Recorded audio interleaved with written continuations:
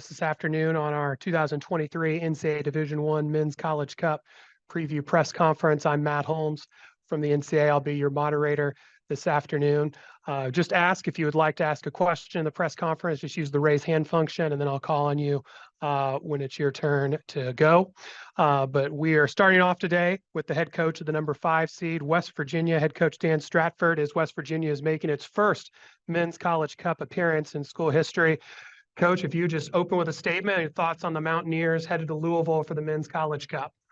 Yeah, it's a special feeling, obviously, as an alum of the program. It means that little bit more to see the growth of the program and see where it's come in 20 years. So incredibly proud. And again, the nature of the season and the way the seeding worked out, the capacity to obviously play at home the whole way through and have sold out record crowds for us for the last 3 games has been really, really special, but created a pressure to feel like we absolutely had to get to this point and make a Final Four. Which is a funny thing to say, given the not so rich tradition of this program. So now that we're here, I really hope we're going to enjoy ourselves and be incredibly fearless going into the Final Four. Excellent. Well, we're excited to have you come to Louisville. We'll open it up for questions. Ryan Decker, you can start us off. Hey, Coach, how's it going? Good. How are you? Good. So Marcus was really close to breaking through there on Saturday. Had that really close chance there right in front of the net. How close is he, you think, to getting off this kind of scoreless streak he's on? And do you think that's affected him at all, or is he in a good mindset, you think, heading into this Final Four? I mean, I think it's hard when he's been spoilt with 12 goals as quickly and as early as he had, of course. So I wouldn't be surprised if there was a little frustration from that perspective. I think he also understands that there are other ways for him to affect the game and really have a positive influence on the outcome. And I think he's doing a lot of those parts of his game really, really well. Obviously, that may have been the best chance he's had for some time, but he also has to respect that the quality of competition has improved, as well as the amount of attention that he's getting. So, he's going to be one of the first 2 names on everyone's scout. And that comes with a certain adaptation to his game to make sure he continues to become evasive and effective. But yeah, we're obviously continue to step up in quality of competition, and that comes with its challenges as well. But again, I think he's in a good space, and obviously really excited now to still have another game and another opportunity to break that duck and add on what's already been an incredible goal scoring season for him. We'll go to Mariano next. Hey, Coach, congratulations again. My question is, obviously the 2 losses have come on the road this season. Now that it's on a neutral site on that road kind of scenario again, what do you feel like the team has to do better to kind of improve or maybe get over the hump compared to the last away games? I think this is a completely different set of circumstances. We're in a Final Four. We're playing at a magnificent stadium. That aspect of things is going to be brand new for both sets of teams. So I don't think there's too much we can take from the correlation between necessarily the road game losses, if you like, and what we'll have to face when it comes to Louisville. Yeah, look, I think there's far more positives and confidence that we're going to take as a result of the NCAA tournament run we've had so far, and where that leaves us as far as confidence and belief going into the Final Four, as opposed to the prior history of the road losses you're referring to. All right, we'll go to Kevin next. Coach, you mentioned a few days ago that you were asking for 2 more weeks from your team. Focus, your mindset, all of those kind of things. Did you have a map planned out for that? If, hey, win that game now, what kind of things will I emphasize going into the College Cup? And then if you should get past the first game, how that would play out going into the finals? I mean, to some degree, I think it was more to make sure that the occasion and the potential of winning the Elite 8 game didn't necessarily entirely feel like the pinnacle. And that, for some time now, it's kind of been, if you like, historic moment or accolade after accolade, whether it was the 16 win mark or get into the Elite 8 again. And now, obviously, now we make it to the Final Four. I wanted the attention to be on the cumulative of that, right? The holistic being that we want to win a national championship and we have this incredible platform to do so.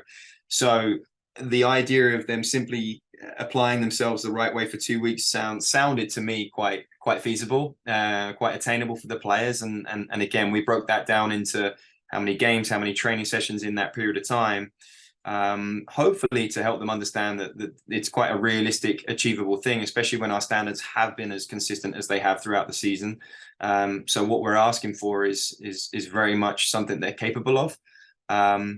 And that will continue, hopefully, if we can get the victory on Friday and then obviously enter the rest of the weekend. But as far as plotting a real specific course, outside of knowing when we would train and then what that meant for the players, no, I wouldn't say there's a huge detailed plan at this stage. Greg Carey, we'll go to you next. Dan, you're coming off a game against more of a defensive-minded team. How much different of a challenge is Clemson than what Loyola Marymount was, just in how they play? Yeah, very different, very different. A different system, a different formation that we'll have to face, and then a team that has an abundance of quality depth, looks incredibly dangerous driving forward and quite aggressive in terms of their intent to progress the game in an attacking fashion. So, we're still working through the process of determining exactly where their strengths and weaknesses are, and as a result, what our plan will be. But first impressions are that they're a very well-rounded side, and again, at this stage, you're going to have to play the rest of the best in the country, and the Clemson certainly look like that.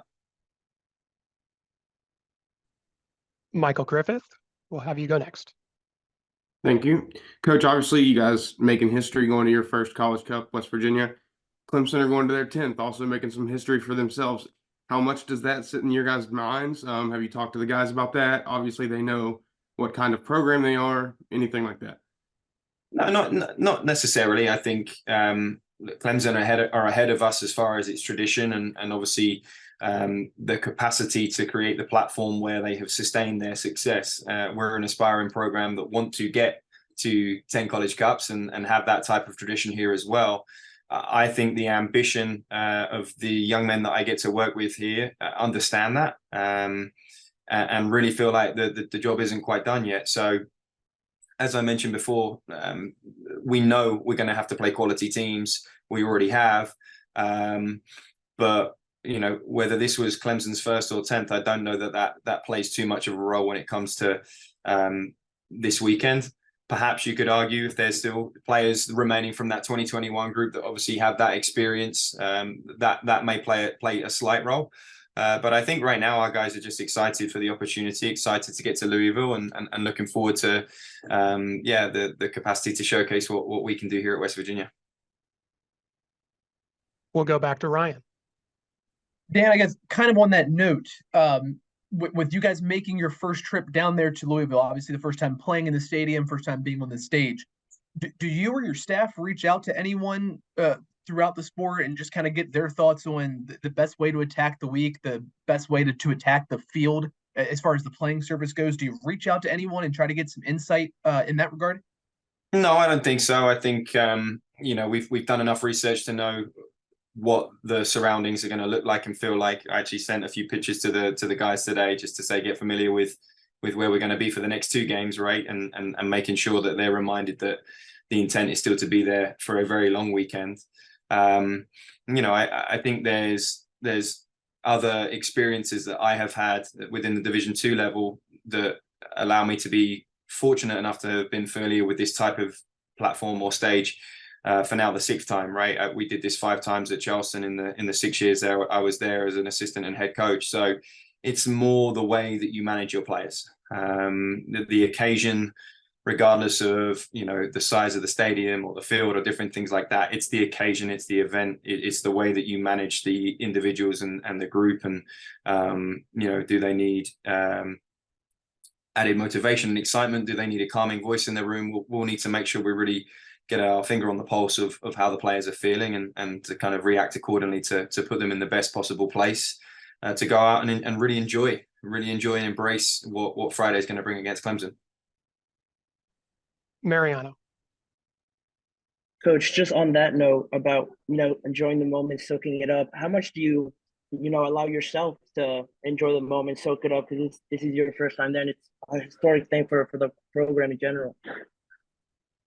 Not very long is the honest answer. Look, I definitely enjoyed what Saturday was and getting to the final whistle and taking a moment to appreciate my own personal journey, right? Like that stadium opened, Dick Dalesk opened in 2004, and that was my first game here with the program just almost 20 years ago. So if you'd have said to me nearly 20 years later that I was going to be the head coach of the program and we were going to be on our way to the Final Four, there was just no way I would have believed you. So I did have a moment to kind of reflect on my own journey in this, and obviously I'm incredibly proud of the players and what this group has been able to achieve. And again, we mentioned it to the guys. There's no way we don't believe. There's no way. We were a 500 team last year that didn't make the national tournament, and now we're in the Final Four. So what is there to fear? What is there to lose? There wouldn't have been many that circled us for a College Cup in 2023. We felt otherwise. We believed that this was part of our process and could be something we could achieve. And as I said, it's making sure that we don't rest on our laurels now, and we really attack the game and the weekend with the intention of trying to win 2 more and bring home a national championship. Greg.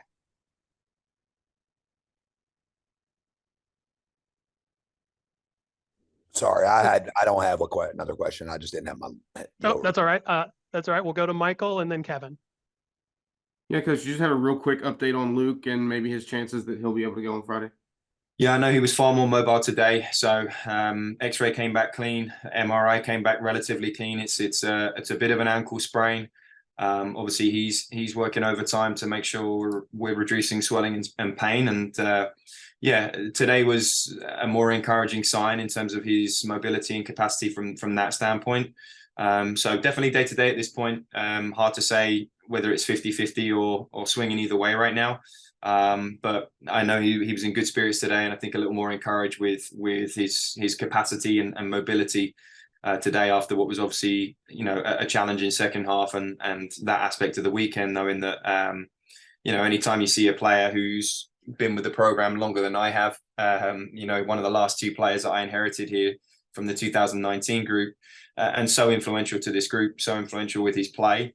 Anytime you see him walk back over to the bench on crutches and a boot, it's certainly concerning. So first and foremost, incredibly pleased that we got through the remainder of the game without him. And again, credit to the depth that we have and the players that came in to replace him. And then obviously even more encouraging that the injury maybe gives him a chance of still playing and having the opportunity to play in the Final Four, because there's probably very few, if anyone, in our squad that deserves it more.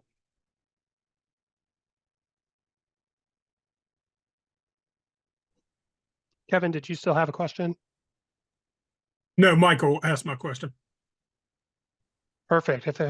Feel free to raise. We have time for maybe 1 or 2 more questions for Coach Stratford. If anybody else has anything for the head coach of the West Virginia Mountaineers. Ryan, go ahead. You talked about inheriting Luke there, and him being one of the last kind of remaining players from that group. For him and Jackson and the likes, that this weekend, no matter what happens, it'll be their last time stepping on a college soccer field. What do you think this trip, this moment means for them and that group of players? Again, being as fortunate as I have to kind of go through this experience with a number of different groups of seniors, it's the best way. It's the only way, really. Again, the alternative is bears no comparison, quite honestly. So I hope they enjoy it. I really do hope that they're able to soak it up and be the voice and be the leader in that room, right? I think they'll be able to look and have the foresight to recognize that they get a maximum of 2 games. Obviously, everyone else has the capacity to come back. So to be nervous or to be fearful in this moment is a mistake, because as I have said to them, I can't promise you that we'll be here again next year, excuse me. We have to really make sure we take advantage of the opportunity that presents itself today and this week. All right, we'll go to Brian next. Go ahead, Brian. All right, thank you. So Yutaro Sukada has been on fire, really. He's been one of the hottest players in the nation, 7 goals in 7 games. So how much of a difference maker has he been for you in recent matches?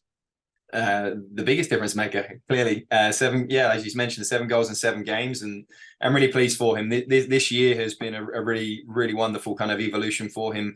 There was always the talent. You could see some of the qualities last year as well. Inevitably, it can take some time to adapt, and when we give every recruit and every player that we bring in kind of fair warning that it very, very rarely just goes perfectly from day one. So, we had some growing pains with Yutaro last year. Again, just adjusting to the consistent quality of competition that you face at the Division 1 level, and certainly in a conference like ours.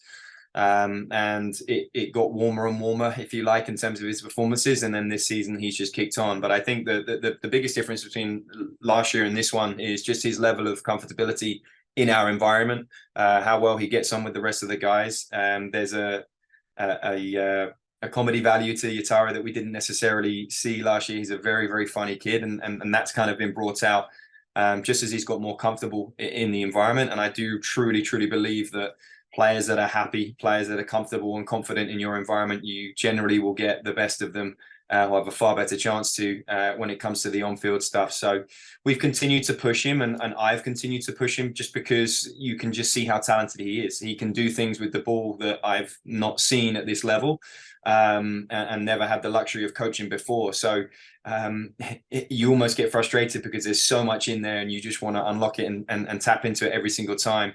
But he has improved as far as his continued consistency. And truly one of the biggest things we challenged him with this year was making sure he stepped up in when it really counted in the big games. If there was one criticism of him a year ago, his best moments were in games that were perhaps a little bit more comfortable for us. And I challenged him to be even more impactful in the big games. And if 7 in the last 7 doesn't show that, I don't know what does. So I've been really, really pleased with him and proud of him, and he's got a bright future ahead of him. Coach Stratford, thank you so much for taking the time this afternoon to join us. Safe travels, and look forward to seeing West Virginia in Louisville this weekend. Thanks, guys.